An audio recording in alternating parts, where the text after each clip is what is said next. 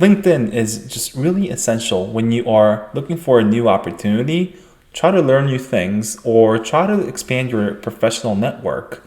Hey folks, this is Young from Career School. If you haven't already, please subscribe to my channel as I talk about career development as well as getting an MBA here in the US. A few years back, when I first came to the US for my MBA, I had 0 people in my LinkedIn connection.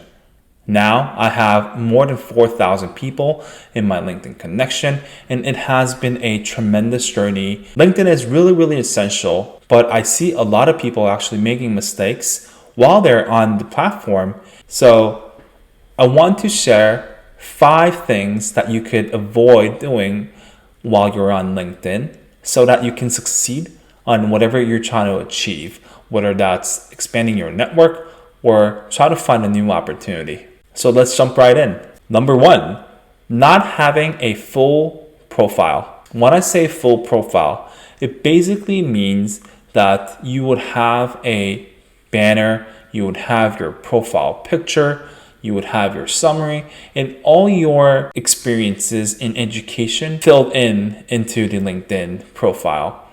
Not having this, first of all, makes people think that you are not serious in having a presence in LinkedIn, and obviously that will lead to not getting any connection requests or not really getting that attention that you want from other people who are actively looking for new hires or actively looking for job seekers that they can help out with. If you do not know what to do with your profile, the summary page and all that, what I would always advise people is that go search people who are in a very similar position as you are and try to benchmark their profile. So for example, if you work as a marketer in, let's say, a tech company and you do not have a fully baked LinkedIn profile, what I would do is I would search for, let's say, a marketer who has a pretty structured profile in LinkedIn, and maybe use that as a benchmark that you can potentially use for your profile. If you're a student, I would also do the very same thing. Just search for people who are in a very similar situation as you are and try to benchmark their content so that you can build your own. Second, failing to personalize connections requests. I think I'm really guilty here as well. Like I've done this before, especially when I did not really know what are the functions LinkedIn provide. Please include a personalized message whenever you send something to someone that you want to build relationship with. It's when you're just sending out a connection request without any message, it's basically telling the other people that you are not really interested in investing a little more time to personalize that message. As an example, if you go out and someone just comes to you and tries to shake your hand without really telling you what it's about, like how would you feel? I think that's exactly how people will feel when they're getting non-personalized connection requests on LinkedIn. So please always try to personalize your messages when you're, sending out these connections requests to people. Number 3, not following up with your new connections. Some people think that building network or building professional relationship with people is all about just asking for a referral. And that's not really the case.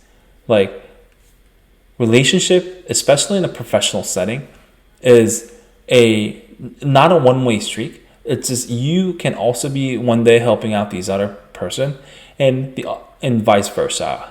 So it's extremely important that you follow up with your new connections so that you can literally just build a relationship, not just asking for a referral for the company that you want to work for. So please follow up with people once you do make that connections. What I usually do is I try to reach out to people once every 4-6 weeks when I was actively looking for a job. to let them know that I'm available and what has been going on with my life recently. And also, if there's an open role that I'm interested, I would always ask about that specific role. If you're following up with these people and you have an ask, please try to be detailed about your ask, because, for example, just asking for, hey, I'm interested in a product marketing role in Amazon, can you help me out, does not really do anything. Try to be more detailed in what you ask in follow up when you're following up with these people. Number 4, it's not being active on LinkedIn. I'm pretty sure the people who are creating content, engaging with them, are a very small portion of that millions of people, right? So try to be that small portion. LinkedIn is at the end of the day, it's all about a PR platform that you can advertise yourself. If you're actively looking for an opportunity, try to utilize LinkedIn to, PR yourself and, get that attention you want. If you're a person who wants to hire new people, try to use LinkedIn to get more attention to the open role you have. So being active on LinkedIn is really, really critical to achieve whatever you're trying to achieve with the platform. I've been trying to be really active on LinkedIn recently to make sure that I also get the attention that I want from others, but also to share my thoughts and share my insights and share my experience on, for example, getting through brutal job search experience I had, or, landing a job in the US as an international. So all these kind of, things that I share try to benefit you, but also to benefit myself. So please be active on LinkedIn so that you can get that attention you want. Number 5 is just asking for a referral or a job opening. Let's talk about asking for a job opening. I get a lot of messages, people saying, hey, Young, I'm interested in marketing. Do you have any open roles in your team that you are aware of? It's really hard to answer those questions because, first of all, no, I do not have any open roles. And Amazon is I don't know how many people actually work at Amazon. It's a massive company. There's going to be open roles all across, the country, everywhere, basically. First of all, please do your due diligence. You got to be the one who comes up with a role that you're interested in and really ask if there's anything that you can do. Second is, there are a lot of people who are just asking for a referral. For example, someone would send a connection request, and the moment I accepted, these people would just ask me, can you refer me to XY role? I mean, you did the due diligence. That's good job on you, but I don't really know you.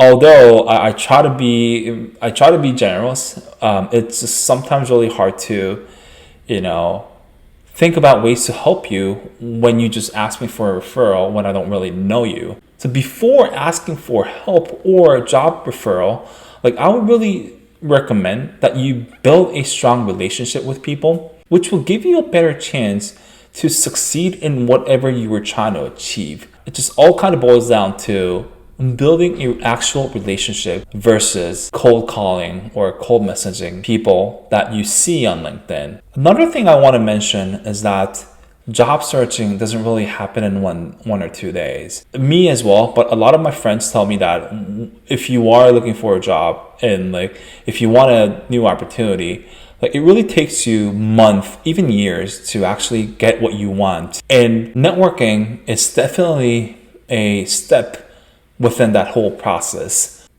Yeah, so that was it for today. I see a lot of people making mistakes on LinkedIn and really want to help them out, but it's really hard to kind of tell them what's not to do, what to do, every time I see these small mistakes. So I thought it would just be really interesting or beneficial for everyone if I just create one video that I can link to these people. Please subscribe to my channel, as it really helps me create more content like this. And please like and share it with your friends. And stay tuned for more content like this. Thank you so much.